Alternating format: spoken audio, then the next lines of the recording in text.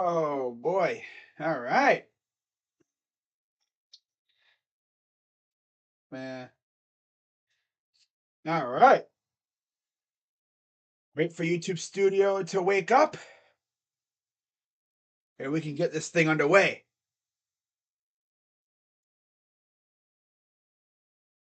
All right. What's going on, everybody? Crazy dog. And gentlemen, we only have, I believe, now technically 3 more of these streams left this year, guys. Can you believe it? 3 more of these streams left. It's crazy, man. Oh, God. Man, nothing feels better than blowing your nose and all that crap comes out. Man, I think that's what the Guardians need to do. They need to blow their nose when it comes to this team. Get all the crap out. You know what I'm saying, man? But anyways, yeah. 3 more videos like this left. My series recap for the O's, series preview for the Reds, my Reds series recap, Tigers series preview, and then, of course, to wrap it all up, Tigers series recap, season recap, and then a little off-season preview, maybe just a little bit, something like that. So with that being said, let's dive into what was actually a not so horrible series against the O's. 4-game series, starting off with game numero 1, uno of the series. They actually had Hunter Gaddis on the mound against Grayson Rodriguez, one of the O's top prospects. And Rodriguez went 5 innings, 5 hits, 2 runs, 2 earned, 3 walks, 7 Ks. Gaddis didn't even do bad at all.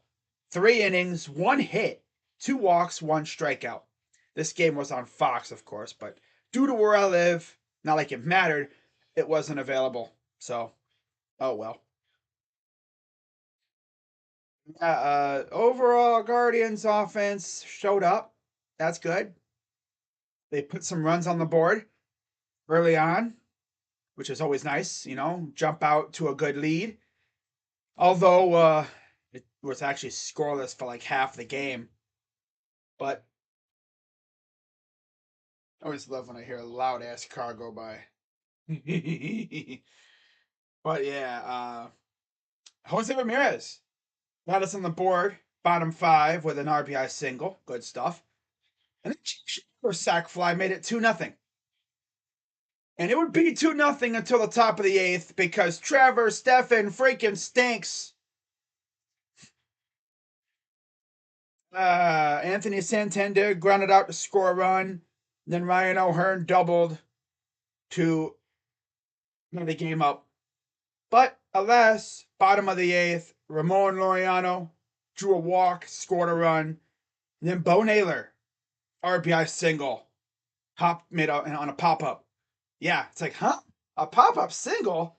Yeah, I actually thought, I didn't know like where he hit it to because again I couldn't watch the game because it was on Fox, and he hit it to right field and just lazy fielding by the O's. They couldn't get there, and we wound up scoring and made it 3-2. Made it 3-2 on that. So good stuff. And there was also no outs too. So it's not like there was 2 outs and the guys were running. They're lucky because if the runners were going, if there was 2 out, we could have scored even more runs. But yeah, we took the lead back bottom 8, and then Bo Naylor, after Ramon walked, Bo made it 4-2 and that pop up, and then Gabriel Arias grounded out and got us to 5-2, and that would be it. So say would come in there and in terms of how he did, because he's been kind of shaky as of late. Yeah, top 9. He gave up a couple hits, where he gave up a hit and a walk, and then two straight strikeouts, and then a line out to Gunnar Henderson, and that was it. So Guardians take game one of the series 5-2. Win goes to Trevor Stephan, 7-7, 3.97 ERA. Cionel Perez took the loss. He's 4-2, 3.68 ERA. And Clase, of course, got his 42nd save of the year. That's crazy, isn't it? 42 saves. Yeah. Yeah, I got to give a lot of credit to Gaddis. And even Eli Morgan. Meatball Morgan. Well, I guess those meatballs were a little spicy because he didn't give up any hits and he had 3 strikeouts in 2 innings. No walks either. Could that possibly be Morgan's best outing? Definitely in a while. I'd say definitely recently. Yeah, there was some spicy meatballs. And then of course Stefan, like I said, had to go out there and vomit all over the mound because that's what he does. So, he blew that game. Luckily offense woke up. So no harm, no foul. Now let's talk about game 2, and this was a very special game. For any, I guess like Kid Cudi fans, he's a singer. He threw out the first pitch and he had his own little bobblehead. What's up, Jacob? I went to the Jose Tim Anderson brawl. Yeah. I think you remember you talking about that. Yeah. When it first went down. So game 2 of this series saw Shane Bieber officially make his return to the mound. And let's just say he didn't have the greatest return. Definitely not his worst, but yeah, he still looks I want to say ass, but most sticky tack ban. Yeah, this is the same Bieber that we saw for a while. Yeah, pretty much since the sticky stuff was banned. He's still good, but he ain't anywhere near how good he could easily be. First start off the IL with an elbow. But yeah, he faced Dean Kramer. 3 in the third, 7 hits, 6 runs, 3 earned, two walks, 3 Ks for Kramer. Bieber, 5 innings, 6 hits, 5 runs, 4 earned, 1 walk, 5 Ks. And yeah, Bieber honestly wasn't complete ass. So I guess there's that. He did give up hits, which that's what he'll do, but he did strike out 5. So it's horrible. But yeah, giving up 5 runs, yeah. Yeah. So, of course, the O's struck first. Santander RBI double, and then Shane Bieber had a wild pitch. Yep. But the Guardians answered right back as Cole Calhoun RBI double made it 2-1, and then Andre sac fly made it 2-2. And then bottom second, Miles Straw single to score a run, made it 3-2. Top of the third, they answered right back. Gunnar Henderson, RBI double tied the game. Rutschman reached on a fielder's choice after a throwing error by Bieber, of course. Trying to go to third, I guess. He yeeted the ball, made it 4-3. He was trying to go to third for some reason. He went yeet. The ball sailed and bad. Bad Bieber. And then Santander struck again with an RBI single, made it 5-3. Yep. And again, Guardians responded. Jose Ramirez RBI single, cut it to 5-4. And then Naylor reached on a fielder's choice, made it 5-5. And then Cole Calhoun sac fly made it 5-6. They responded again. Santander RBI single, made it 6-6. Spot it again. Nice little exchange, of runs. Bottom 7. That was top 7. This is bottom 7. Will Brennan, RBI single, made it 7-6. So Stephen goes out there, shuts them down. Top 9. Aaron Hicks, 2-run double off of Class A. The whole top of the inning was messed up. He had 2 outs, 2-strike pitch, and he hits, I think it was Santander or something. He hit him. He walked the guy. It was bad. Yeah, it was bad. So we're on 8-7. Bottom 9. And this is where the fun really begins. Because keep in mind here, the Guardians are trailing. And we didn't really have the best part of the order coming up. Because bottom 9, you had the likes of, because you already had Quan, Ramirez, and Naylor, and even Laureano all came up in the bottom 8. Top 9, of course, they scored. Bottom 9 comes up. And Jimenez, right off the bat, RBI double. So just like that, against Yanir Cano, just like that, tying runs on second. Then a ground out by Arias moved Jimenez to third. And then they intentionally walked Will Brennan. Here comes David Fry. Fry came in replacing Bo, who hurt his thumb earlier. So he's in the game. And David Fry hit what I thought could have been a home run right off the bat, but went to deep center field. And it was definitely enough to tie the game. But Will Brennan was not about to have us go to extras, as he scored all the way from first. And the Guardians walk off the O's 9-8 to secure the split at least. Just a quick recap again of the pitching stats. Kramer, 3 1/3, 7 hits, 6 runs, 3 earned, 2 walks, 3 Ks. And then Bieber in his return, 5 innings, 6 hits, 5 runs, 4 earned, 1 walk, 5 Ks. The win goes to Class A, who's 3-9 with a 3.18 ERA. Cano takes the loss. He's 1-4 with a 2.19 ERA. All right. And unfortunately, guys, that's where the fun ends, because the next 2 games, let's just say, they don't necessarily go the Guardians' way. Yeah.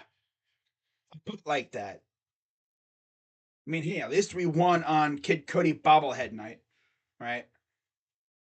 Now, on what was the final Sugardale Dollar Dog night of the year, the Guardians went out there. Offense, I guess, used up all their juice before. And in the last 2 nights, coming off that walk-off, you'd think, oh, vibes are immaculate, right? No, not at all. Huh. It's like, did they party last night? Because John Means coming back from Tommy John, he was a meanie. He was mean, all right. 7 1/3, dominant, 1 hit, 1 run, 1 earned run on a homer, 1 walk, 4 Ks. Now, not to be outdone, Cal wasn't even bad himself. 4 innings, 5 hits, 1 run allowed, 4 walks though. Come on, Cal, stop with the walks, man. Damn. But he had 4 Ks. He's got that ugly ass 513 number as his ERA. What's that? That's the area code, believe it or not, of the team we face next.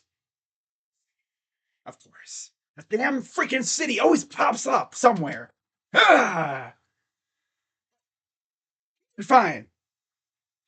Xavier Curry, who's now back in the bullpen, came in there and gave up Another run. That was it.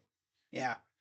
This was one of those games where pitchers do a low key and Means just outdueled us. Yep. Santander and well actually Santander did both. Yeah. Top of the first, he had an RBI double. And then top of the sixth, he had an RBI single. The Guardians did get on the board in the bottom of the seventh with a homer from Andres, but they had really they didn't have any opportunities at all. John Means just absolutely cooked. Not much you could do about that, you know? Not much you could do about that. John Means just had his good stuff. He had his mean stuff. He was a meanie. He was mean. He was mean to me, man. You can't do much about it. So Means got his first win of the year, probably his best start, literally, because he's only had like 3 starts this year, coming back from Tommy John. 1-1, 2.60 ERA. He's going to be nice for them in the playoffs, that's for sure. And then Quantrill's 3-7, 5.13 ERA, of course, and then Perez got the save, 3.61 ERA.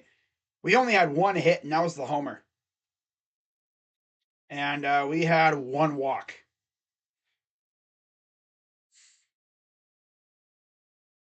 Had to be the cleanest game the O's have had probably all year. The offense was just all gassed out after that walk-off the previous night. Right? All that action the previous night on Kid Cudi night, they come out looking like this. Oh man.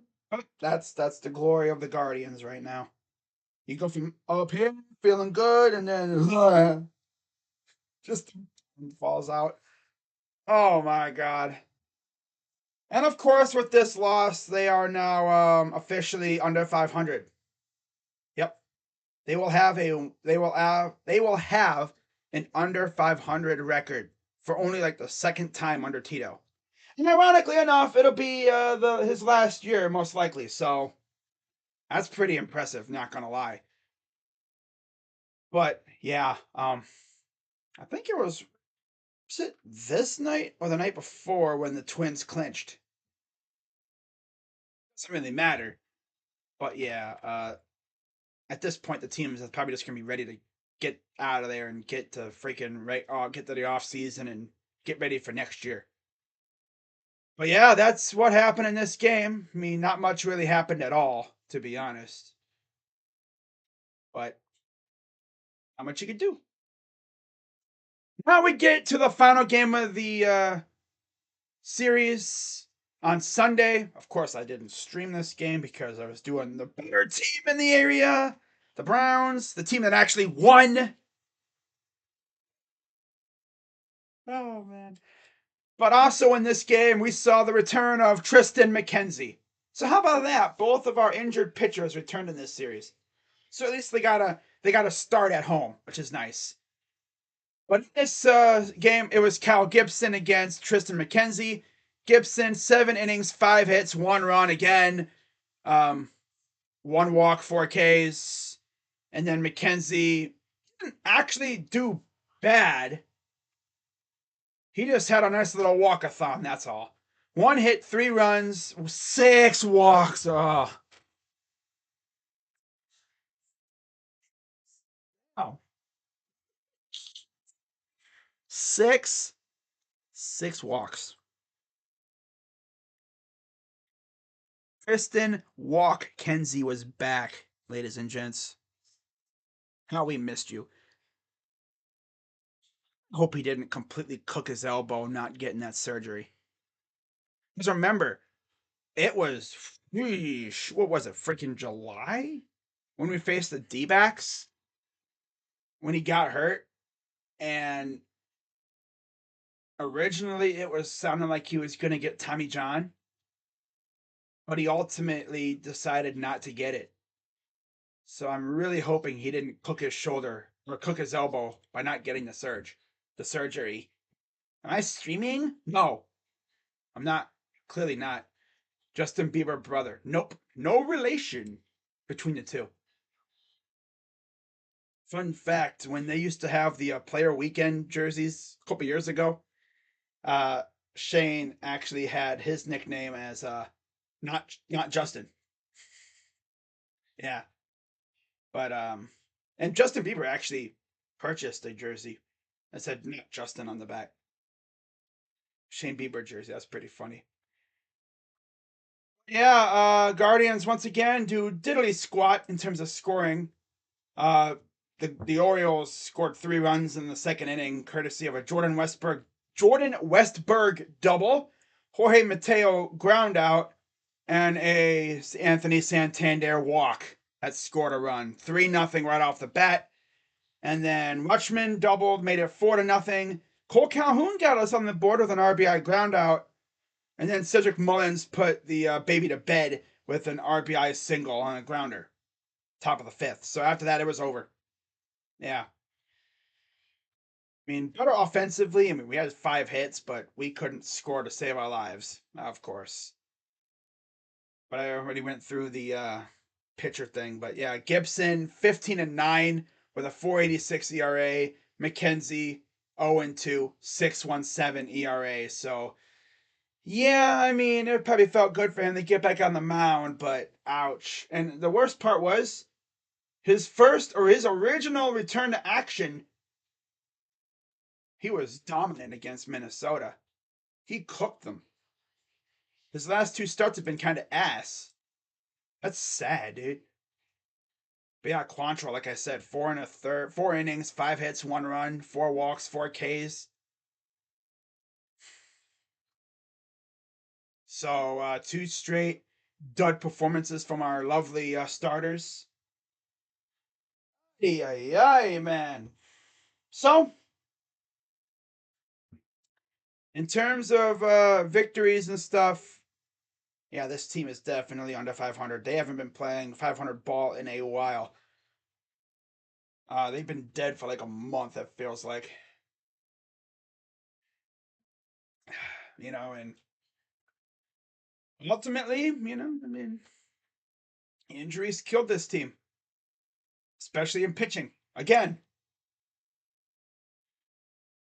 So now we wonder, what is next? Well, to answer that question, we got the damn Reds coming to town. And I'm sure the Guardians will be motivated. This is the final home series of the year. And the final home series, we assume, of Terry Francona's managerial career here in Cleveland. Now, what's he gonna do after that? I assume he's probably going to relax. He's probably not going to go studio hunting yet.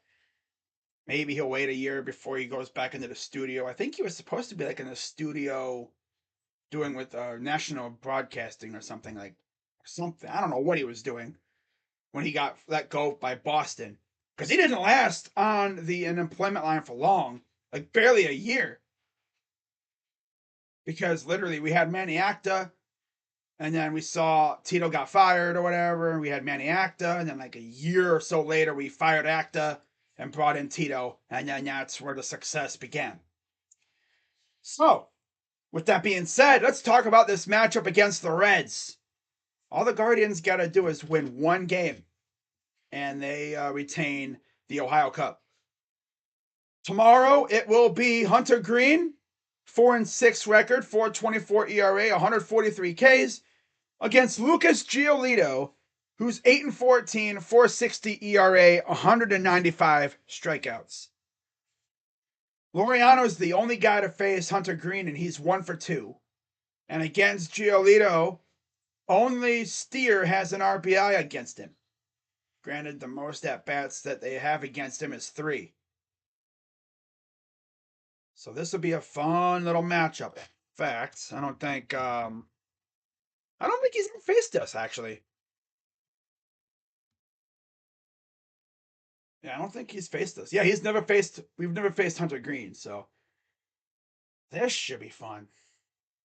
And then to wrap up our home schedule, after a nice little 2-game series against Cincinnati, Cincinnati, or as who calls them, the Big Dogs of Ohio.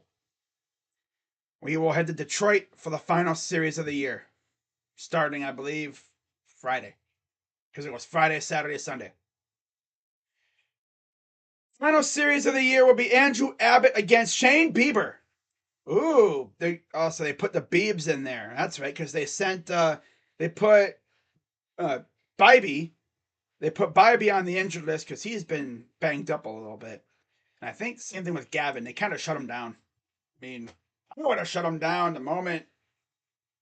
Like I would have shut him down weeks ago. Yeah. But Andrew Abbott comes in at 8-5, 370 ERA, 119 Ks. Shane Bieber, of course, 5-6, 391 ERA, 100 strikeouts officially. Arias against Abbott, 1 home run, 1 RBI, 2 at-bats against Abbott. And Ramirez has an RBI on him. And then against Bieber, Fraley has an RBI, has a home run with 2 RBIs. India has 2 RBIs, and Votto has 2 RBIs. Hopefully, Bieber feels good, and we could go out there and sweep this series here, and at least end Tito's managerial career in Cleveland by beating the crap out of our little brother, the Reds. You know, you want to know what's really hilarious, guys? So, you guys heard me talk about the whole Big Dogs of Ohio, right? We all remember that whole little thing that Dashy did. This is the last time I'm mentioning that freaking fraudy loser in this freaking stream for a while, actually, I think. But yeah, let's take a look at something here, okay, guys? And it's really funny too, because he says that he lives rent free in my head, which, nah. I'll even talk about him. It's hilarious. I barely ever talk about him. He's not really an interesting YouTuber. Doesn't bring any awesome, factors to the content creating business per se. It's eh. I watch his videos and it's literally like huh.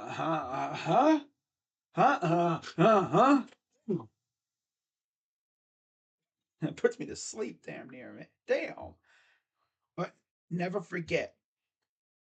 Can't even remember when he made this video. It was like to Jack Braz, who was a troll. He made it a while back, but I'm trying to think, when was it?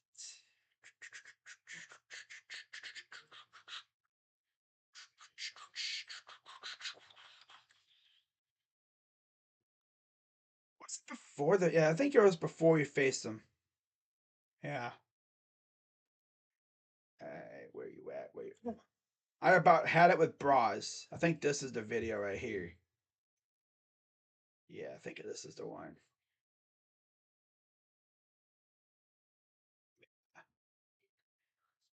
This is the video right here. So keep in mind, this was July 7th. All right? Let's have a little bit of fun and let's see how the Big Dogs of Ohio did since he made that video. So let's go to the standings. Okay? Let's go to the standings.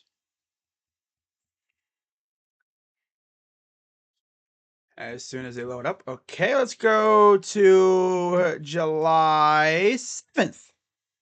Okay. July 7th, the mighty Big Dogs of Ohio, Cincinnati Reds, were sitting in first place in the NL Central. The Guardians were in second by a half a game. Oh, once upon a time, man. What a fun time that was. Just started July. The Guardians were looking good. They honestly should have been 7 games back by that point, but they were overachieving big time. Little did we know. But yeah, they were leading their division by a game. We were trailing by a half a game.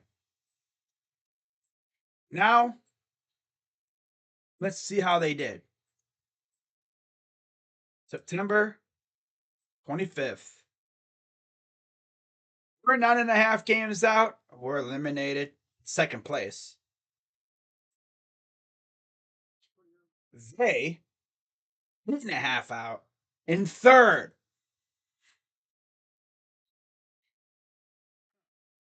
So the big dogs went from number one to third.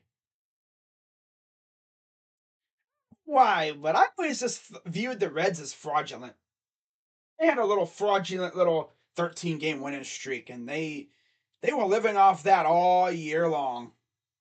If we're being serious, the Guardians never really looked like they could get in a rhythm. You know, this team has looked mid all year. You never heard me come out and say the Guardians are the big dogs of Ohio. I'm just going off the fact that we have absolutely owned when it comes to baseball over the years. We've been the most successful team in baseball, like in the state. Do we need to go through the accolades again? Right? Because if I have to, I will. And by the way, let's look up Andrew Abbott against the Guardians because I didn't do that before.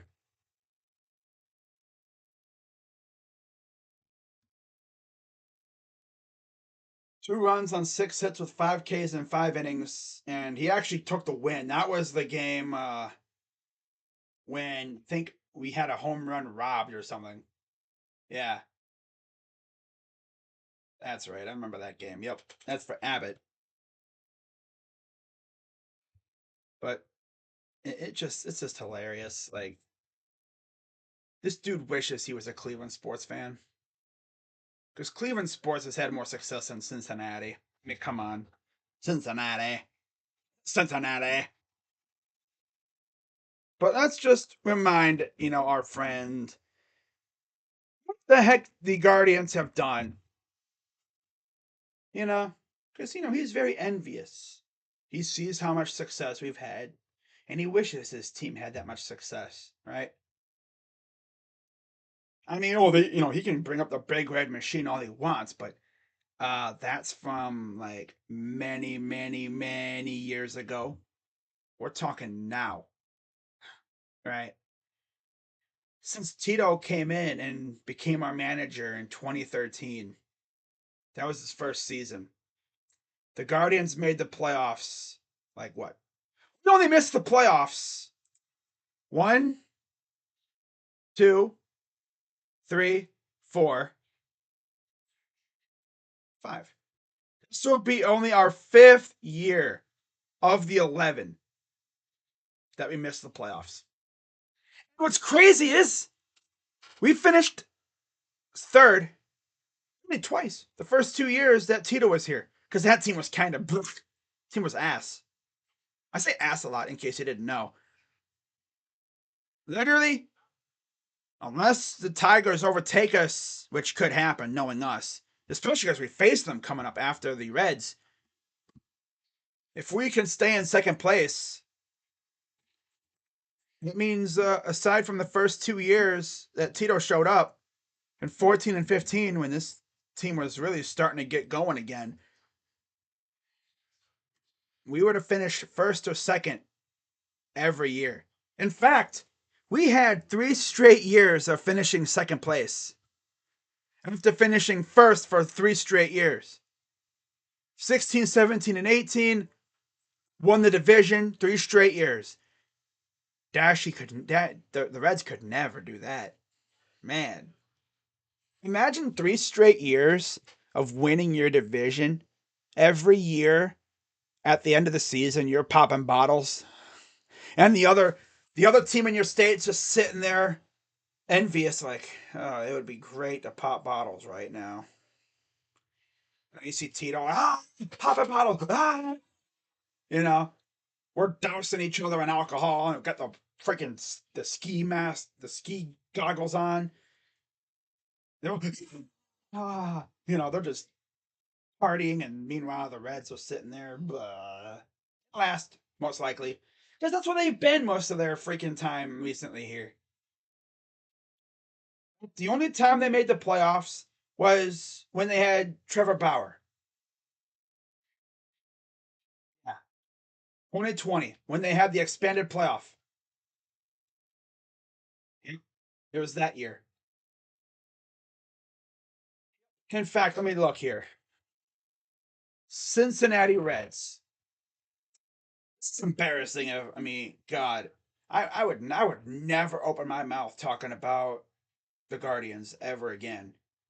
They made the playoffs one time since 2014.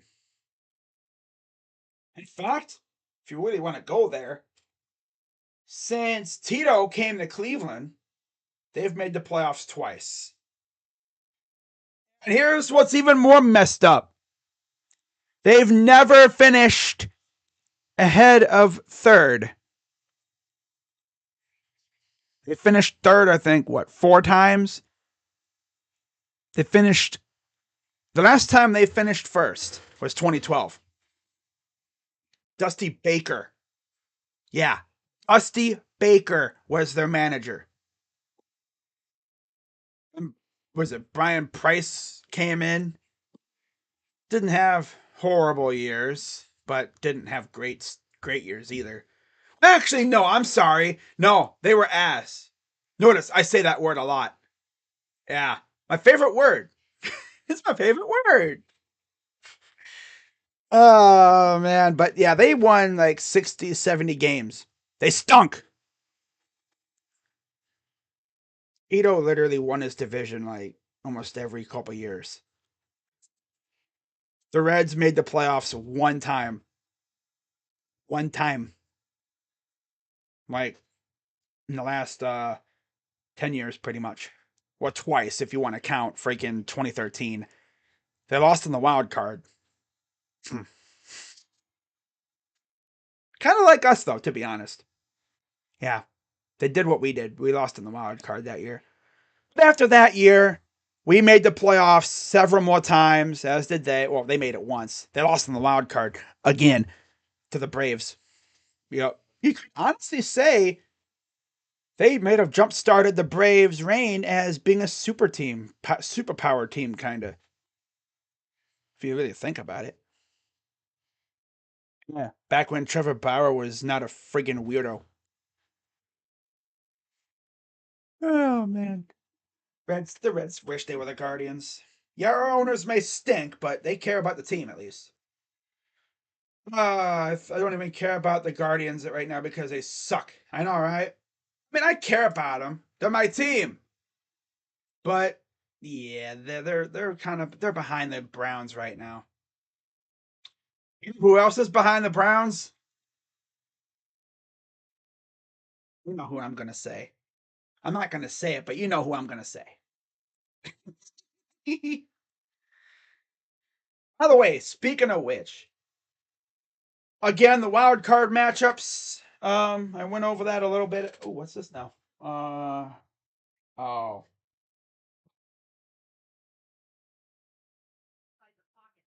I love when I see stuff on Twitter, just reading through, making sure I didn't miss anything.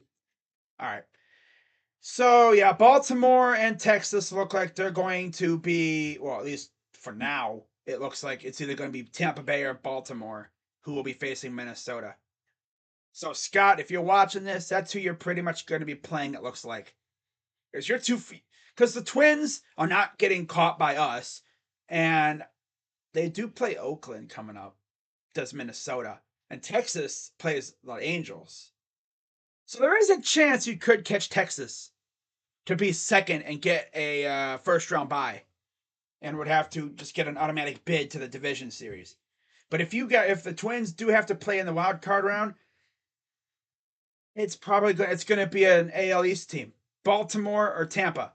And if I had to guess, if I had a preference, I'd rather play Tampa. Yeah.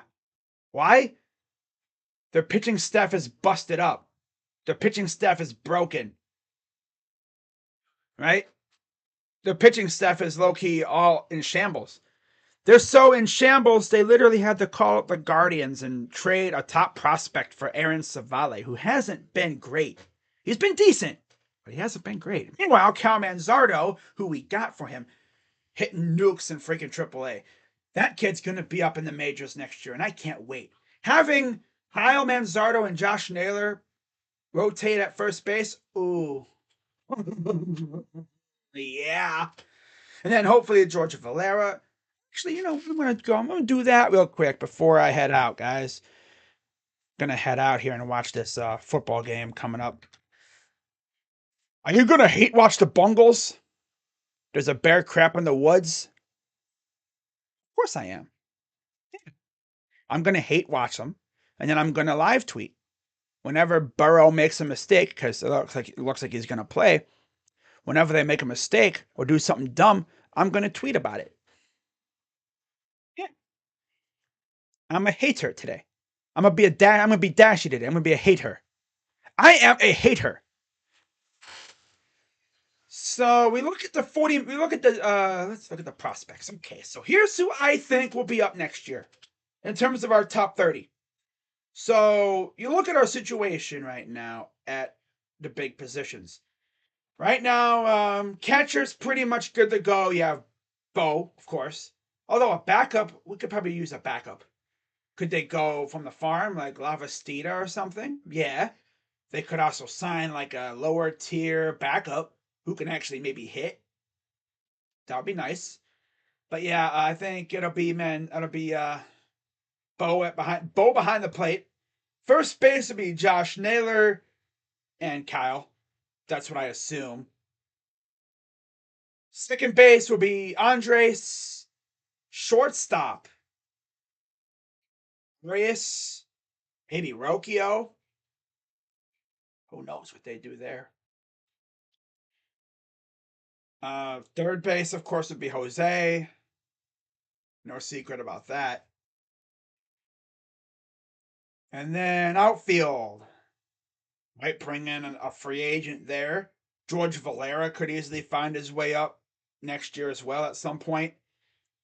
Reno might honestly come up later on in the year next year. I don't think he'll be up after for spring training, but he'll be up probably like June, right around there. I assume though. I don't know because it's hard to say. It's really hard to say what our front office is gonna do. But you look at the top prospects for the Guardians in terms of who I expect to be up next year for sure. Rocchio, most likely, yes. Manzardo, yes. Espino, no, because he's injured again. Chase DeLauder, no, he's only in Double A. He won't be up until, if anything, late next year. Valera, he should be up next year, as hopefully will Brito. We got him in the Nolan Jones trade. Ralphie just got to freaking rookie ball. He ain't going nowhere for a while. Clemmy, he hasn't even played rookie ball. They held him out until next year. They put him on the developmental list, I guess, so they could help him work on stuff. Jason Chourio, whose brother just got called up to the Brewers, probably be up late 2025, probably 2026 at the earliest. We're not going to see him for a couple years. Angel Martinez, we could see him sometime next year. Cantillo, hopefully we'd see him next year. Fox, no. Angel, Gina, no. Tina, or shall I go? Peanut. We could see him next year. He's already up technically, but yeah. Francisca, no. Khalil Watson, not for a couple years. Messick, no. Walters, no. Burns, maybe next year. I could see it. Halpin, no, unfortunately. Mooney, no. Humphreys, no. Campbell, no. J Rod? Now, there's an intriguing one. I can see J Rod coming up next year. I could. Diane Frias, no. Nikhazy, maybe middle to late next year. Possibly. Will Dion, aka Diet Clayton Kershaw. What do you mean? Watch his windup. It's literally Clayton Kershaw's windup. Everything looks the same. Could be up as early as probably June, just like, a lot of these guys this year. Out of necessity. Noel should definitely be up next year, without a doubt. He got him playing three positions outfield, third base, and first. He should be up next year. I don't know if he'll be. I don't know if he'd be up coming out of camp, but man, he needs to be up next year. Him and Valera. If they don't, then they're just doing him dirty. Unless they trade him, which they could, but don't know. That's really it for the prospects part of this video. But yeah, you look at the matchups for the wild card round coming up. And am I going to do any games? Might do a game or two, especially during the week. Yeah, I might do a game or two heading into the week. We'll see, during the week. Even if the Cavs are playing, I might do playoff baseball over a bummy Cavs game. Who knows? Especially if the Cavs are playing a bum ass team. We'll see though. Again, we'll see. See how things go. Matchups especially. That'd be a big factor too. If we have a dynamite pitching matchup, and let's say the Cavs are playing some whack team, yeah, give me the pitching matchup. I might even, link up with JB Taylor at Walk Off Sports Talk. We might do a couple games together. I have to get with them and talk about that because that'll be fun. But yeah, Baltimore and Texas, they're fighting for number 1 and 2 seeds. Minnesota isn't out of it, but yeah, right now they would actually play Tampa. Right now, Baltimore and Texas would have first round byes. Minnesota would face Tampa, and then Toronto would face Houston. Oh.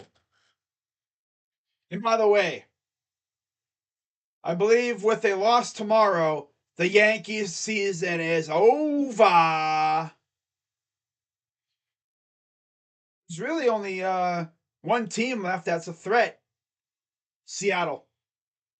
Seattle, Houston, and Texas. They're still going at it with each other. Yeah.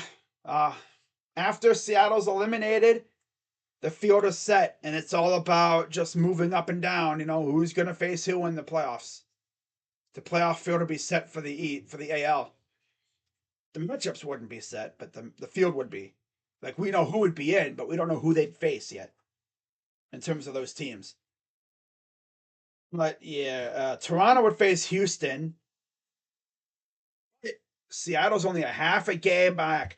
Bro, imagine if the defending champs get booted in the freaking, and they're not even in the playoffs. Ha ha ha. Bro. If Houston wins the World Series and then the very next year they miss the playoffs, would Dusty Baker get the can? Would he get booted? Because I know Astros fans have kind of had this love-hate relationship with him. Some like him, but maybe it's more or less just tolerating him. I don't know, because I don't know how long his contract is for. But yeah, Houston would face Toronto. That would be a banger series. That really would be.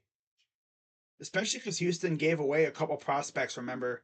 They gave away, top prospects for Justin Verlander to bring him back. Imagine they do that and they miss the playoffs. Ooh, that would be tragic. I mean, the Tampa did the same thing. They had to get Savale for Manzardo. They gave us Manzardo for it. So, yeah. Now, the NL side, that's where the fun really is because there's actually 4 teams that are technically still alive in the wild card. Philly, Arizona, and Chicago own the wild card spots, but Miami's a game back. Cincy's 2.5. San Diego and San Francisco, yeah, they're not looking so good. In fact, they face one another. So someone's getting eliminated.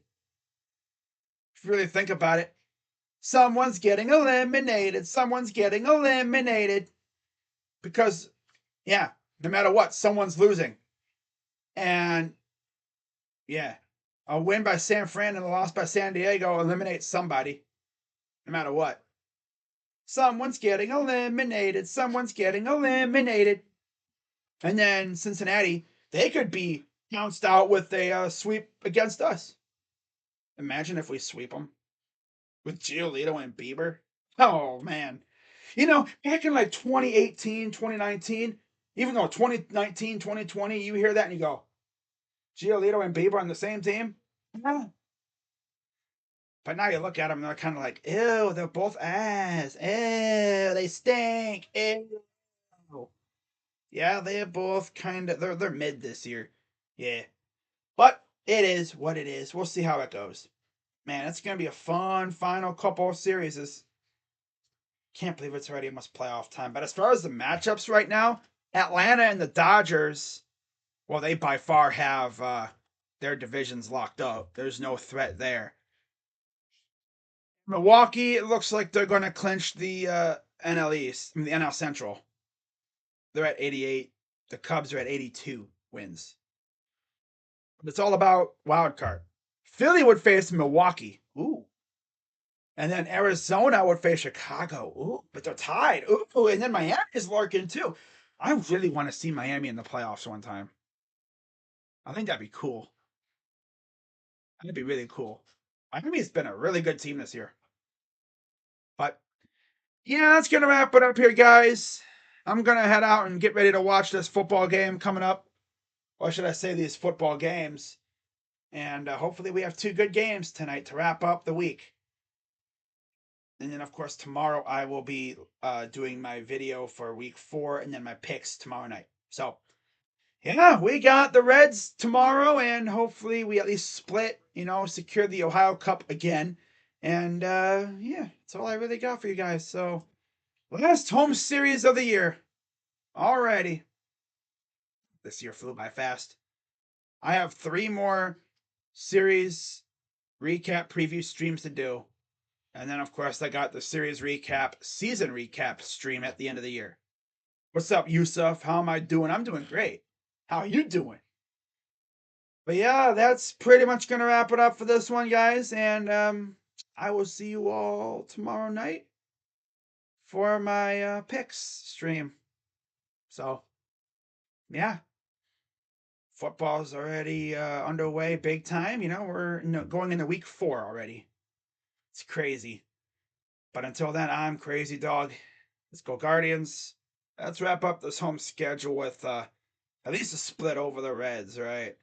Keep that trophy in Cleveland where it belongs. I'm Crazy Dog. Let's go, Guardians.